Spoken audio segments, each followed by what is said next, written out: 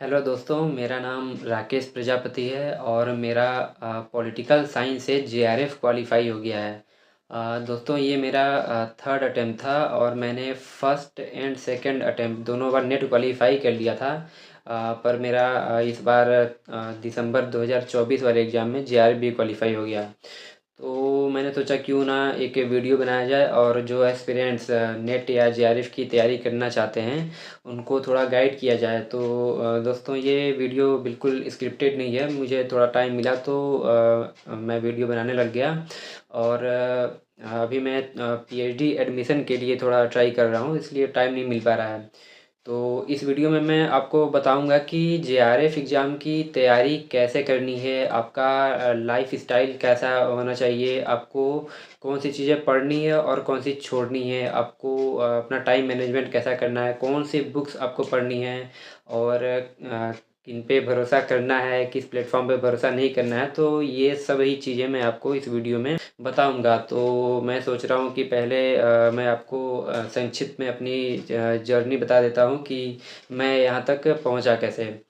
तो दोस्तों, मेरा जो स्कूलिंग है वो पीसीएम से हुआ है, मतलब कि मेरा ट्वेल्थ में फिजिक्स केमिस्ट्री और मैथमेटिक्स था, यानी कि मैंने साइंस ग्रुप लेकर पढ़ा। और उसके बाद मैंने डिप्लोमा भी किया हुआ है मैकेनिकल इंजीनियरिंग से, जिसको बहुत सारे स्टेट में पॉलिटेक्निक बोलते हैं। पर दोस्तों उस टाइम क्या था कि हम लोगों को बहुत ज़्यादा करियर काउंसलिंग नहीं मिल पाती थी, हम लोगों को पता ही नहीं रहता था कि ट्वेल्थ के बाद अब करना क्या है, आगे हम कौन सा कोर्स करें, हमको उस कोर्स को करने से कौन सा जॉब ऑफ़र होगा या फिर हम किस फील्ड में जा सकते हैं। तो जब मैं पॉलिटेक्निक कर रहा था तो फिर मैंने डिसाइड किया कि मुझे टेक्निकल लाइन में नहीं जाना है, मुझे non technical white collar job चाहिए।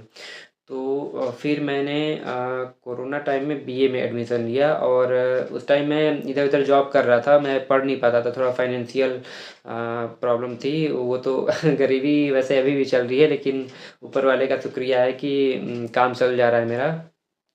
तो फिर जब मैंने बीए में एडमिशन लिया तो उस टाइम कोरोना आ गया, तो मैं कॉलेज वगैरह जा नहीं पाता था, हालांकि मुझे कॉलेज लाइफ एंजॉय भी करनी थी। और मैं तो अपनी लाइफ में एंजॉयमेंट को बहुत प्रेफरेंस देता हूँ। वो मैं आपको बताऊँगा कैसे क्या करना है, आपको कैसे टाइम मैनेजमेंट करना है।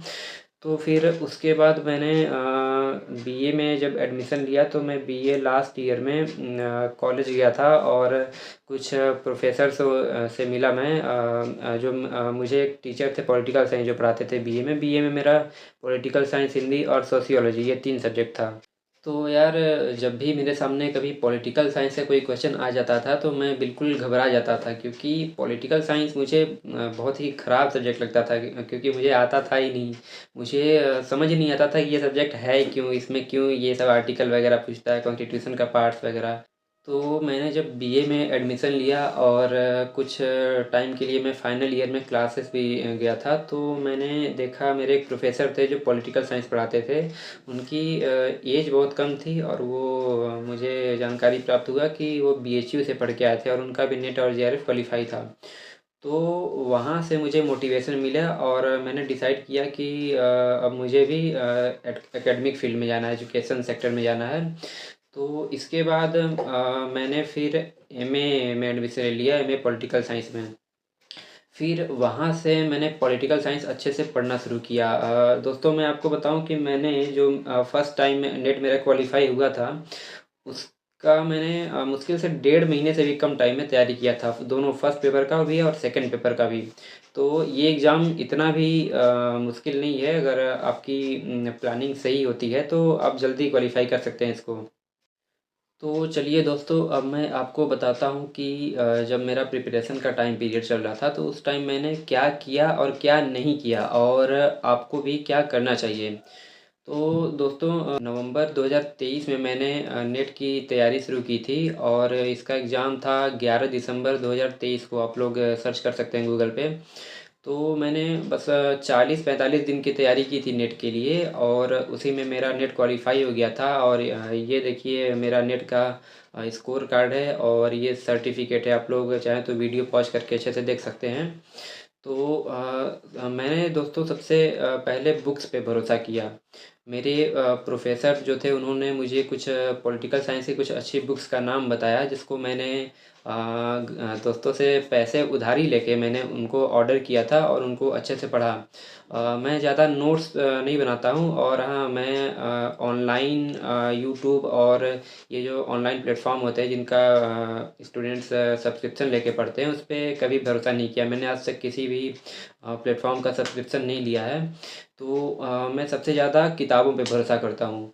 तो मैंने ये देखिए, मेरे पीछे ये सब किताबें रखी हुई हैं, ये हिंदी मीडियम और इंग्लिश मीडियम दोनों में है। तो मैंने इनको ऑर्डर किया और इनको अच्छे से पढ़ा, तो उसमें मेरा नेट क्वालिफाई हो गया। फिर उसके बाद जून 2024 का जो एग्ज़ाम होने वाला था, उससे पहले मेरे लाइफ में एक बहुत बड़ी परेशानी आ गई थी, जिसके कारण मैं अच्छे से पढ़ नहीं पाया था। लेकिन फिर भी उसमें मेरा दोबारा नेट क्वालिफाई हो गया था।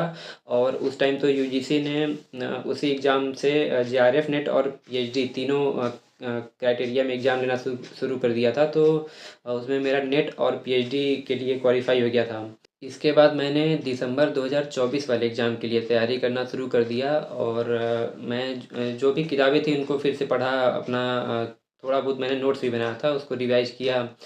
तो मुझे कॉन्फिडेंस था कि मेरा जेआरएफ हो जाएगा, क्योंकि पढ़ा तो मैंने बहुत था, और तैयारी भी मेरी लगभग अच्छे से हो चुकी थी, बस मुझे एक और मौका चाहिए था। तो दोस्तों, ये देखिए, मेरा दिसंबर 2024 का जो एग्ज़ाम 6 जनवरी 2025 में हुआ था, उसका ये देखिए रिज़ल्ट आ गया है। ये स्कोर कार्ड है, और सर्टिफिकेट आएगा तो वो भी मैं अपलोड कर दूँगा, आप लोग देख सकते हैं। तो दोस्तों, सबसे बड़ी बात ये है कि आपको खुद पे कॉन्फिडेंस होना चाहिए, ठीक ना? कि कभी ये नहीं सोचना चाहिए कि मुझे तो कुछ भी नहीं आता है। ऐसा किसी के साथ नहीं होता है कि किसी व्यक्ति को कुछ भी नहीं आया, ठीक ना?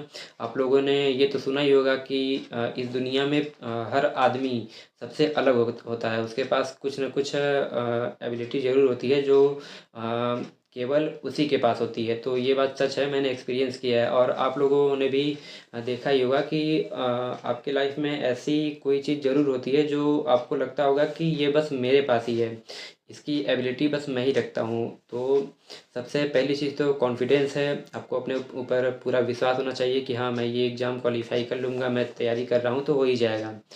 और दूसरी बात दोस्तों, कि मैंने इस टाइम पे ना परिवार से और रिश्तेदारी नातेदारी से बिल्कुल संबंध तोड़ लिया था। तो मैं आपको यही सलाह दूँगा कि रिश्तेदारों से, ख़ासकर से जब आप गवर्नमेंट जॉब की प्रिपरेशन करते हैं, तो उस टाइम रिश्तेदारों से दूरी बना के रखिए। आप शादी में, फंक्शन में ट्राई करिए कि ना ही जाएँ, क्योंकि रिश्तेदार मिलेंगे, वो पूछेंगे बेटा क्या कर रहे हो?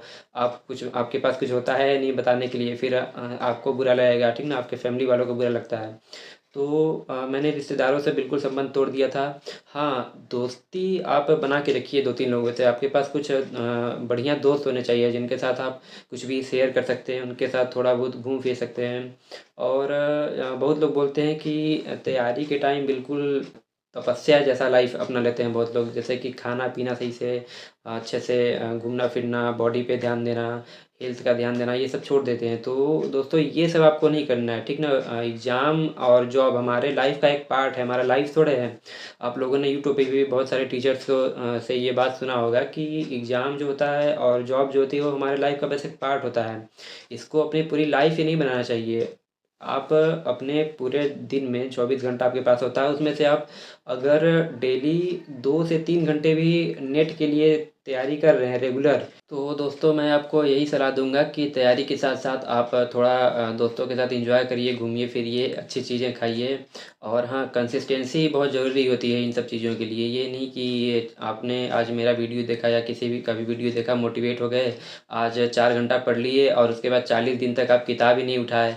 फिर 41वें दिन आप किताब उठाते हैं, 3 घंटा पढ़ते हैं, फिर उसके बाद आपने किताब पढ़ना छोड़ दिया। तो कंसिस्टेंसी रखिएगा।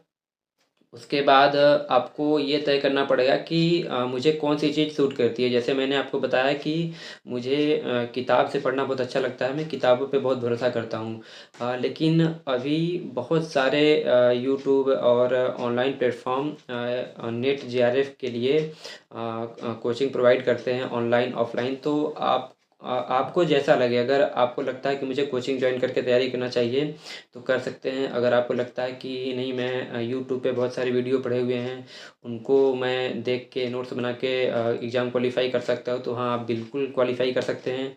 और अगर आपको लगता है कि नहीं, मुझे भी मेरी तरह किताबें पढ़ के जेआरएफ एग्ज़ाम क्वालिफ़ाई करना है, तो भी आप कर सकते हैं। ये कोई बाधा नहीं है कि आपको कहाँ से पढ़ना है, बस प्रॉब्लम ये है कि पढ़ना है आपको, और कंसिस्टेंसी से पढ़ना है, डेली पढ़ना है। डेली आप 2 घंटे 3 घंटे भी पढ़ेंगे तो वो आपके लिए बहुत है। दोस्तों, इसके बाद मैं ये बोलूँगा कि आप लोग सोशल मीडिया से भी थोड़ी दूरी बना के रखिए, क्योंकि आप तो देख ही रहे हैं कि आजकल सोशल मीडिया पे क्या चल रहा है। ये बस हमारे दिमाग को भ्रष्ट करते हैं, हम उनसे कुछ सीखते तो हैं नहीं, बस हम रील्स उठा के देख लेते हैं, शॉर्ट्स देख लेते हैं, हमारा मन तो बहल जाता है, लेकिन उससे हमको मिलता क्या है? कुछ नहीं मिलता। हाँ, इसकी जगह पे आप कुछ अच्छी मूवीज़ देख सकते हैं। मैं भी मूवीज़ का बहुत शौकीन हूँ, आप हॉलीवुड और बॉलीवुड में बहुत सारी अच्छी-अच्छी मूवीज़ हैं, उनको देख सकते हैं, और उनसे भी बहुत कुछ सीखने के लिए मिलता है। और दोस्तों, आप किसी एक पर्सन पे भरोसा करिए। जैसे अगर आपको कोई गाइड कर रहा है, आपका कोई दोस्त है या फैमिली मेंबर है या फिर कोई अच्छा टीचर है। कहते हैं ना दोस्तों कि एक अच्छा टीचर जो होता है वो हमारी लाइफ़ को बदल सकता है। तो अपने लिए एक अच्छा गाइड खोजिए और उसकी बातों पे भरोसा कीजिए। जैसे कुछ लोग होते हैं कि कोई कुछ उनको बोल रहा है तो उसकी भी बात मान लिए, उनका दोस्त कुछ बोल रहा है उनकी बात मान लिए। और कुछ तो ऐसे लोग होते हैं जो किसी की बात ही नहीं मानते, तो ऐसा नहीं करना है। आपको किसी पे तो भरोसा करना पड़ेगा जो आपको सही तरीके से गाइड करे। अगर जैसे कि हम लोग पूजा पाठ करते हैं तो भगवान पे भरोसा ही करते हैं ना कि हाँ, मेरा ये काम हो जाएगा, हमारी आस्था है तो भगवान जी हमारा काम कर देंगे। तो भरोसा बहुत अच्छी चीज़ होती है। दोस्तों, अगर आप किताबों से पढ़ रहे हैं तो ठीक है, बहुत अच्छी बात है, लेकिन अगर आप ऑनलाइन प्लेटफ़ॉर्म का यूज़ कर रहे हैं तो मैं आपको कुछ किताबें सजेस्ट करूँगा। कुछ तो इस वीडियो में बताऊँगा, और आगे भी आपको दूसरी वीडियो में वो वीडियो स्पेशली बुक्स के ऊपर होगी कि कौन-सी किताबें खरीदें और कौन-सी ना खरीदें, किसमें आपको अच्छा कंटेंट मिलेगा। तो मैं आपको कुछ किताबें बताता हूँ, जैसे कि एक ये जेसी जौहरी की कंपैरेटिव पॉलिटिक्स की बुक है। दोस्तों, ये इंग्लिश में और शायद हिंदी में भी आपको ये मिल जाएगी, मैंने चेक नहीं किया है। ये बहुत अच्छी बुक है, इसको आप पढ़ सकते हैं। इसमें आपको कंपैरेटिव पॉलिटिक्स के बहुत सारे फैक्ट्स और थ्योरी मिलेगी जो कि डायरेक्टली एग्ज़ाम में पूछ ली जाती हैं। उसके बाद दोस्तों, मैंने वेस्टर्न एंड पॉलिटिकल थिंकर के लिए ये लक्ष्मी नारायण बेनीवाल की बुक को प्रेफ़र किया था। इसमें भी वन लाइनर कंटेंट आपको बहुत अच्छा मिल जाएगा जो कि डायरेक्टली ही नेट के एग्ज़ाम में पूछ लिए जाते हैं। तो ऐसे ही दोस्तों, मैं आपको कुछ बढ़िया बुक्स भी बताऊँगा। अभी मेरा मज़दूरी पे जाने का टाइम हो गया है, और मैं थोड़ा पीएचडी के लिए भी ट्राई कर रहा हूँ, देख रहा हूँ कैसे क्या होता है। तो चलिए, आज की वीडियो यहीं पे समाप्त करते हैं। और अगर आप लोगों को कोई भी जानकारी चाहिए, ज़रूरी नहीं है कि पॉलिटिकल साइंस के ही स्टूडेंट्स मुझसे गाइडेंस लें। आप किसी भी सब्जेक्ट के हों तो मैं आपको कुछ तो जानकारी प्रोवाइड करा ही सकता हूँ। तो दोस्तों, अगर आपके मन में किसी भी प्रकार का कोई भी डाउट हो नेट या जेआरएफ एग्ज़ाम से रिलेटेड, या फिर आपकी कोई भी पर्सनल प्रॉब्लम हो, तो आप कमेंट करके शेयर कर सकते हैं। मैं उसका जवाब ज़रूर दूँगा, रिप्लाई ज़रूर करूँगा। तो चलिए, यही वीडियो ख़त्म करते हैं। Thank you.